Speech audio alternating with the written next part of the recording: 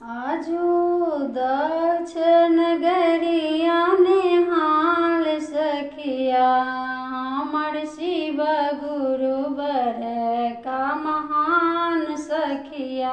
पैर में शोभे उनका झुन की खरौआ, डरवा में शोभे मिर्गा छाल सखिया है। डरवा में शोभे मिर्गा छाल सखिया, हमर शिव गुरु बर का महान सखिया।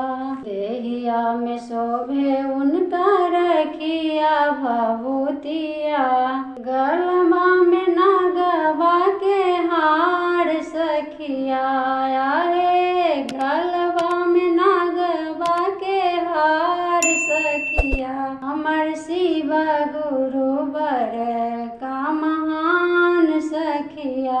मनवा में शोभे उनका बिच्छू के कुंडलवा, लीलरा पर तीसरा नयन सखिया है। लीलरा पर तीसरा नयन सखिया, हमर शिव गुरु बर का महान सखिया। माथवा में शोभे उनका बड़ी बड़ी जटवा, माथवा में शोभे उनका बड़ी बड़ी जटवा।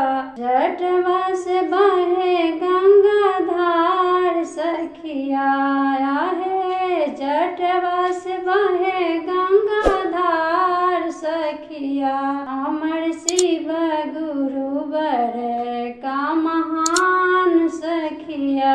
आजू दक्ष नगरिया निहाल सखिया, हमर शिव गुरु बर का महान सखिया।